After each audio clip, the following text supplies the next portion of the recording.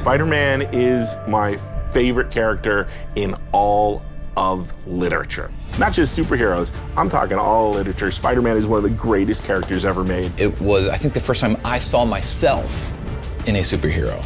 It's a new kind of hero that Spider-Man presented, and that's something we're really trying to capture. He wasn't like some billionaire playboy. He wasn't an alien from another planet. He was that guy down the block. Every great Spider-Man story is also a Peter Parker story. One of the most beloved characters around the world. He is us. When you grow up, everybody feels like they're picked on. Everybody feels like no one understands them. That was Spider-Man. With Fisk behind bars, what's next? Maybe Peter Parker can have more of a life. He wants to go on that date, but oh no, there's Electro. Oh no, there's Rhino. Oh no, there's a bank robbery.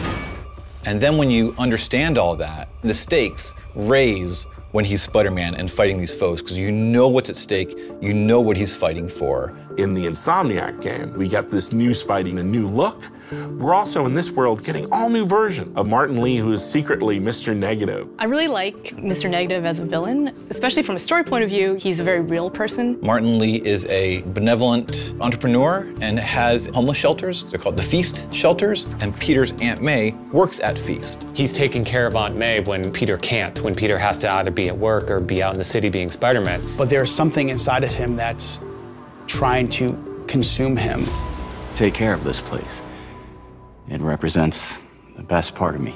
We're really kind of poking at that idea of how some people have a dark side. The question is whether you give into that dark side or don't. That duality means if you're taking down Mr. Negative, you're also taking down Martin Lee. When you're Spider-Man and you learn that secret, what a conundrum. Then the question is, it's like a ticking clock. How long until Martin Lee knows that I know who he is?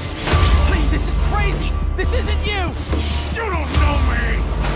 From a visual point of view, what's really cool about him is that he's got this really cool negative effect where he becomes negative. And then that is connected to his powers. He's able to bring out someone's dark side. And then he can also, in our game, he can do these blasts of his negative energy. You're gonna see, swords or guns or even whips imbued with this negative power.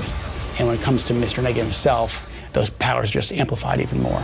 Everything you care about will be destroyed. The people will beg you for help, but you won't be able to save them. Stop! One of the first days when we were making the game, we were all sitting around talking about how we grew up with Spider-Man, and we all realized that when we were 9 years old, we all had Spider-Man underoos. Like Spider-Man was our guy, and we never lost that love for him.